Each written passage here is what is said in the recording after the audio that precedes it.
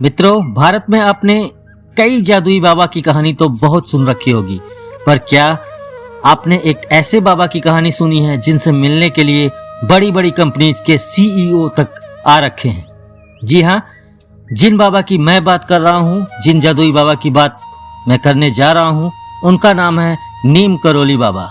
इनके सभी भक्त यह मानते हैं कि यह हनुमान जी के अवतार हैं। चलिए मैं आपको इस वीडियो में बताता हूँ नीम करोली बाबा के बारे में 10 दिलचस्प बातें। नीम करोली बाबा का वास्तविक नाम जो था वो था लक्ष्मी नारायण शर्मा। उत्तर प्रदेश के अकबरपुर गांव में उनका जन्म हुआ था सन 1900 में, और 17 वर्ष की उम्र में ही उन्हें ज्ञान की प्राप्ति हो गई थी। उनके पिताजी का नाम दुर्गा प्रसाद शर्मा था। 11 वर्ष की उम्र में ही बाबा का विवाह हो गया था। 1958 में बाबा ने अपने घर को त्याग दिया और पूरे उत्तर भारत में साधुओं की भांति विचरण करने लगे थे। उस समय लक्ष्मण दास, हाड़ी वाले बाबा, तिकोनिया वाले बाबा सहित कई नामों से वह जाने जाते थे। गुजरात के मोरबी इलाके में तपस्या करने के बाद वहां के लोग उन्हें तलैया बाबा के नाम से भी पुकारने लगे थे। यह कहानी है अंग्रेजों के ज़माने की, जब बाबा ट्रेन के फर्स्ट क्लास डिब्बे पर चढ़ गए थे। बाबा से टिकट मांगने टिकट कलेक्टर आया, पर बाबा के पास टिकट दिखाने को नहीं था। गुस्से में आके टिकट कलेक्टर ने बाबा को धक्के मारकर ट्रेन से बाहर निकाला।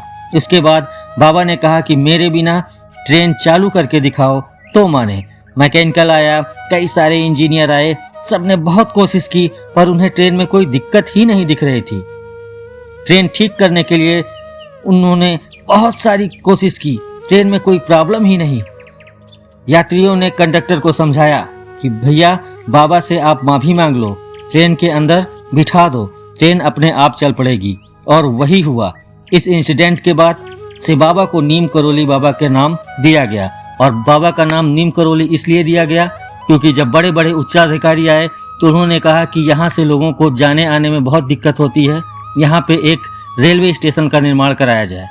उत्तराखंड के नैनीताल के पास कैची धाम में बाबा नीम करोली 1961 यानी 1961 में पहली बार यहाँ आए और उन्होंने अपने पुराने मित्र पूर्णानंद जी के साथ मिलकर यह आश्रम बनाने का विचार किया। बाबा नीम करोली ने इस आश्रम की स्थापना 1964 यानी 1964 में की थी। नीम करोली बाबा का जो समाधि स्थल है वो नैनीताल के पास पंतनगर में है। यह एक ऐसी जगह है जहां कोई भी मुराद लेकर जाए तो खाली हाथ वापस नहीं लौटता है। यहाँ बाबा की समाधि स्थल भी है। यहाँ बाबा नीम करोली की एक भव्य मूर्ति भी स्थापित की गई है। यहाँ हनुमान जी की भी मूर्ति है। नीम करोली बाबा के भक्तों में एप्पल के को फाउंडर स्टीव जॉब्स, फेसबुक के मालिक मार्क जुकरबर्ग, विराट कोहली, अनुष्का शर्मा सहित बहुत सारे प्रसिद्ध लोग बाबा के पास आकर सक्सेस की सीढ़ी चढ़ चुके हैं। इस धाम को धाम क्या कहा जाए, पूरे विश्व स्तर पर बाबा को हनुमान जी का अवतार माना जाता है। देश विदेश से हजारों भक्त यहाँ हनुमान जी का आशीर्वाद लेने आते हैं। बाबा के भक्तों ने इस स्थान पर हनुमान जी का भव्य मंदिर भी बना है। यहाँ 5 देवी देवताओं के मंदिर हैं, इनमें हनुमान जी का भी एक मंदिर स्थापित किया गया है। बाबा नीम करोली हनुमान जी के परम भक्त थे और उन्होंने देश भर में हनुमान जी के कई मंदिर बनवाए थे। रिचर्ड एल्बर्ट यानी उनका नाम जो बाद में पड़ा रामदास, उन्होंने नीम करोली बाबा के चमत्कारों पर मिरेकल ऑफ लव नामक एक पुस्तक भी लिखी, जिसमें उन्होंने बुलेट प्रूफ कंबल के नाम से एक घटना का जिक्र किया है। और बुलेट प्रूफ कंबल की जो घटना है उसका जिक्र इसलिए किया है कि एक बार बाबा अपने आश्रम में थे, अचानक उन्हें पता नहीं क्या सूझा और वो चले गए। आश्रम के पास ही एक गांव था, उस गांव में और एक जगह बुजुर्ग दंपति रहते थे। उनका बेटा जॉब करता था आर्मी में और उनके घर गए। उन्होंने कहा कि मैं आज आपके घर ही खाऊंगा और आपके ही घर विश्राम करूंगा। और बाबा ने जो रूखा सूखा उनसे बन पाया बाबा को उन्होंने दिया और बाबा खाकर एक कंबल लेकर सो गए।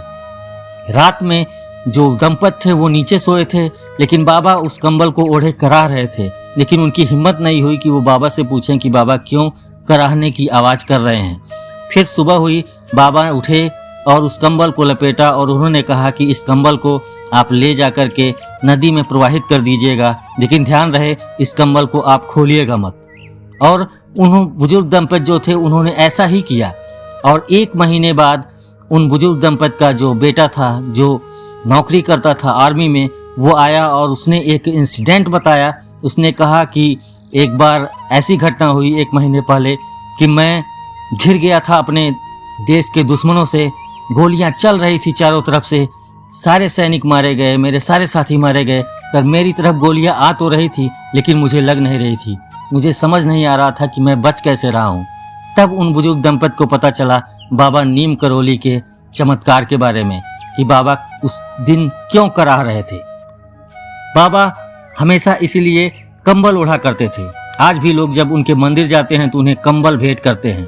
बाबा नीम करौली महाराज के 2 पुत्र और 1 पुत्री हैं। उनके बड़े पुत्र अनेक सिंह अपने परिवार के साथ भोपाल में रहते हैं, जबकि उनके छोटे पुत्र धर्म नारायण शर्मा वन विभाग में रेंजर के पद पर रहते हैं। हाल ही में उनका निधन हो गया है। उन्होंने अपने शरीर का त्याग 11 सितंबर 1973 को वृंदावन में किया था। जी हाँ, बाबा जी ने अपने शरीर का त्याग 11 सितंबर 1973 को वृंदावन में किया था और वहाँ भी उनकी समाधि स्थल बनाई गई है। बाबा के आश्रम में सबसे ज़्यादा अमेरिकी ही आते हैं। आश्रम पहाड़ी इलाके में देवदार के पेड़ों के बीच स्थित है। खैर, आज की वीडियो में बस बाबा के बारे में मुझे जितनी जानकारी मिली उतनी जानकारी आप लोगों के लिए लेके आया हूँ। नीम करौली बाबा के जो बारे में फैक्ट्स हैं उन फैक्ट्स को लेकर आया हूँ। आपको नीम करौली बाबा के बारे में ये फैक्ट्स कैसे लगे कमेंट सेक्शन में ज़रूर बताइएगा। और आप हमारे चैनल पर नए हैं तो प्लीज़ चैनल को सब्सक्राइब और लाइक करना ना भूलें। तो बोलिए एक बार प्रेम से जय नीम करौली बाबा, जय श्री हनुमान।